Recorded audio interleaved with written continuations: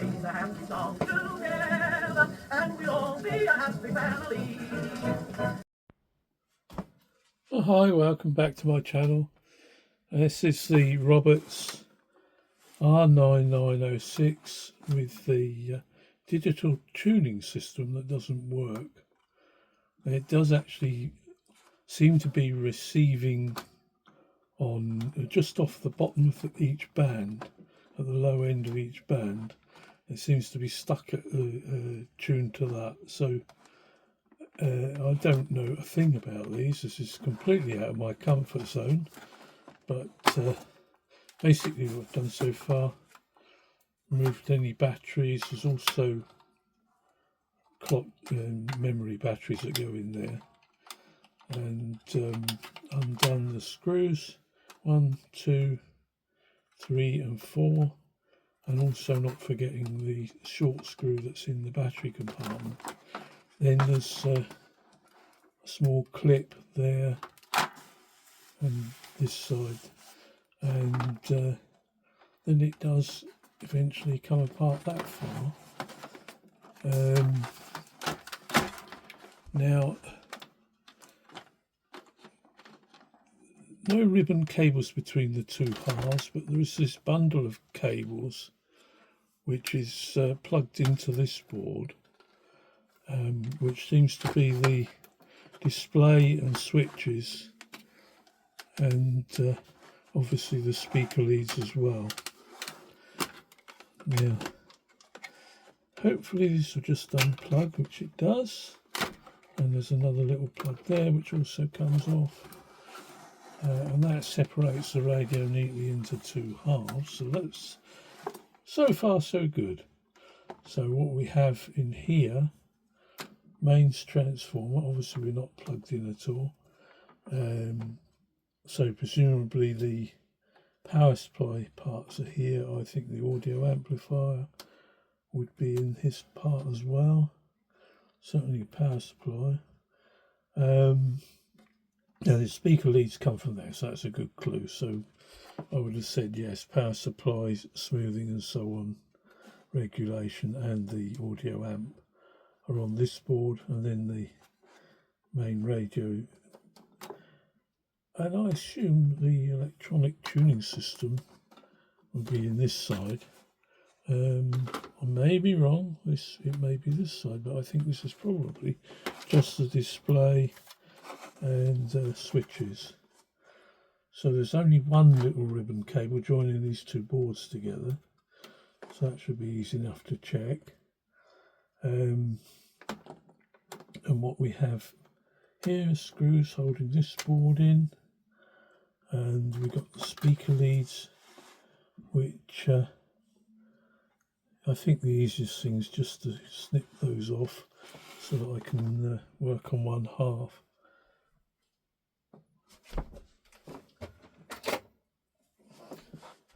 I shan't bother to switch on the soldering just to do that.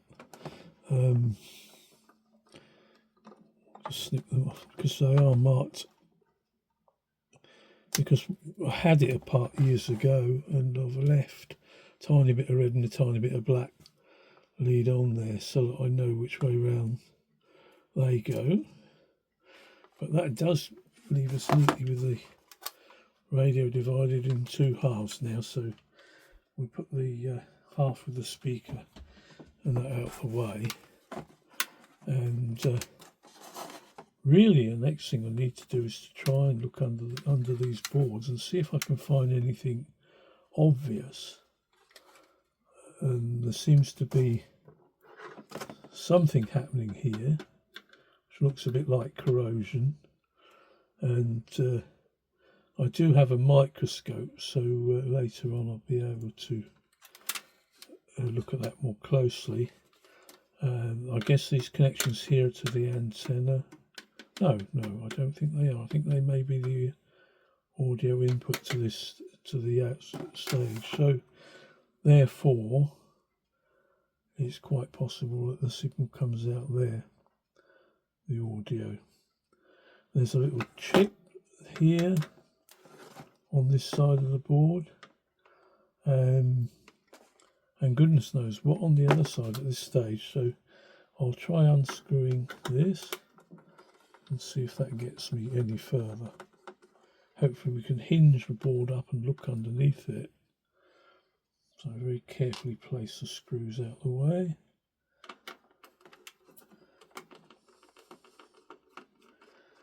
As I say, I'm really completely out of my comfort zone, because I did learn electronics half a century ago, and we were using everything from valves or tubes, depending on where you come from, and microprocessors and everything in between. So it was a good time to learn, but we didn't really have surface mount as such.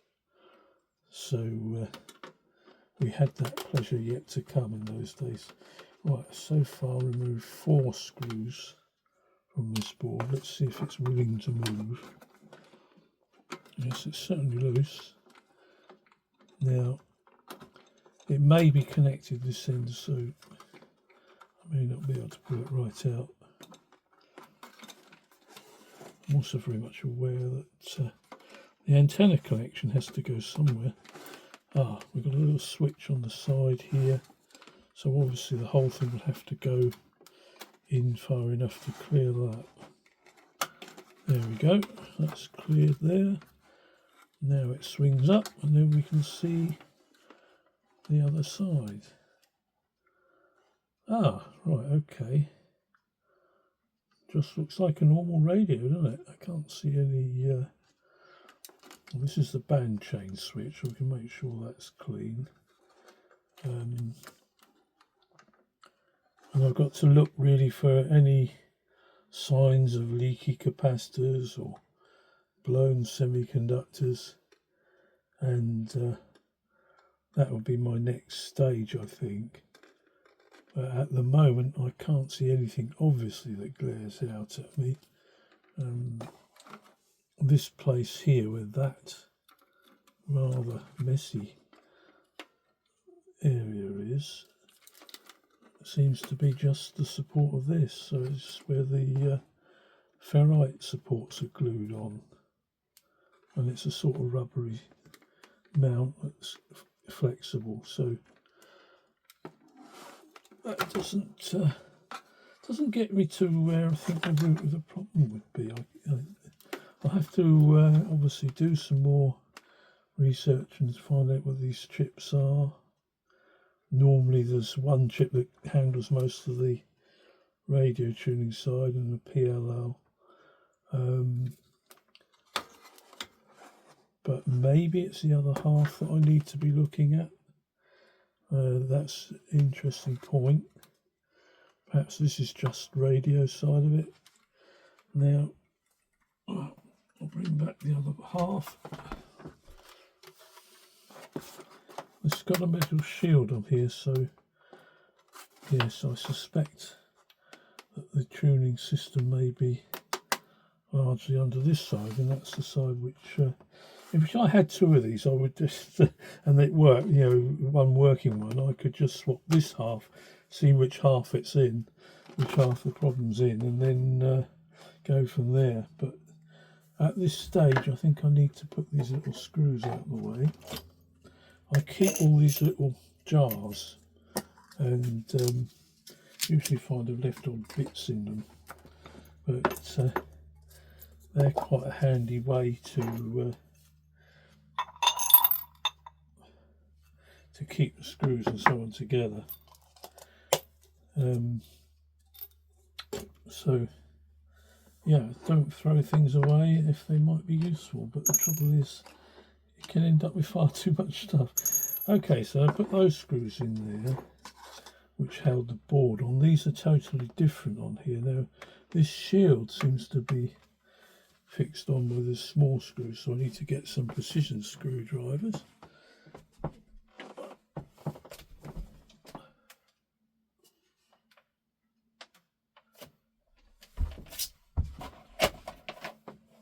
Right, probably the largest one of these will do.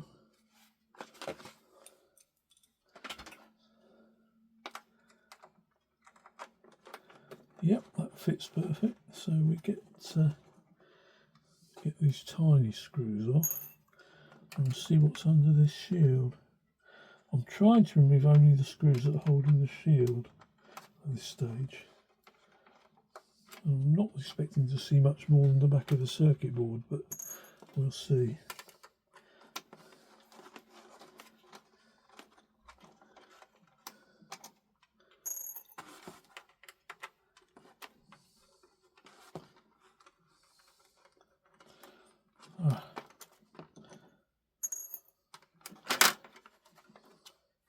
Yeah. We've got some chips there.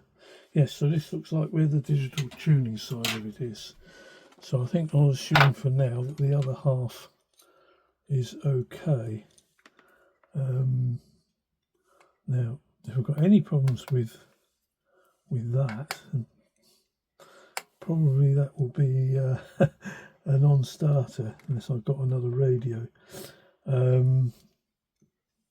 Also got this chip here. There's some blobby soldering there, but then again I think all three of those are probably ground. But yeah, this looks like the place to be looking, doesn't it? So let's see if we can undo this screw.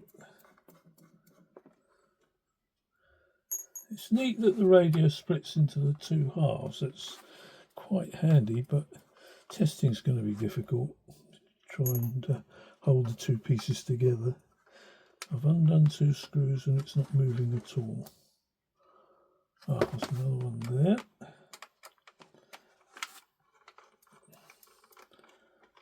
And let's see whether that has freed it up. No. Okay. So what holds that on? I mean, I would have had this apart before, but I don't remember. You know. Oh yes, we've got another couple of screws in the middle here.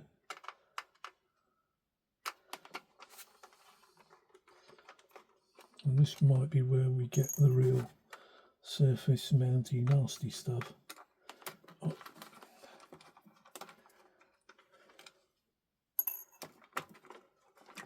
Yeah, we freed that. Oh, it just comes straight out completely. Look at that. Oh yeah. The display and all the buttons are on there. The pieces to push them stay on this half. So all we got left in this half is the speaker. Right. So there we have it.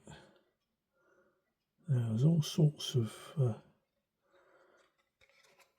there's components tucked away underneath this display. I mean, the display itself is working. Unfortunately, it'd probably be necessary to take that off. It's not as surface mounted as I thought it was. No, it's got traditional capacitors and resistors, so yeah, it wouldn't be too bad that side. It's just these that I worry about, these chips,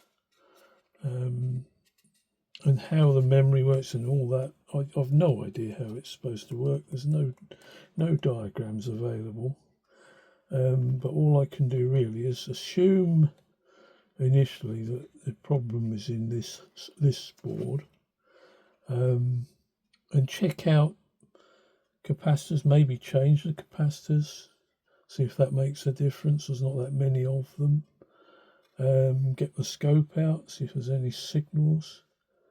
It might be worth my while putting this under a microscope and looking really closely at it. But yeah, I was thinking it was much more surface mount than it is, considering it's this century, not the last century. There's a small transistor there, but the scary bit is this one. If this chip is a problem, then I don't think I'd be able to do it. I think it will be a Timothy can't, but we'll have a look. Anyway, that's the teardown of it so far, and I will be next getting on to looking closely at this board and trying to see if I can find anything wrong, any shorted capacitors, any obvious areas of corrosion or poor soldering, all those sort of standard things that you look for. But it looks very simple apart from the chips. It looks very basic. I think there's crystal under there.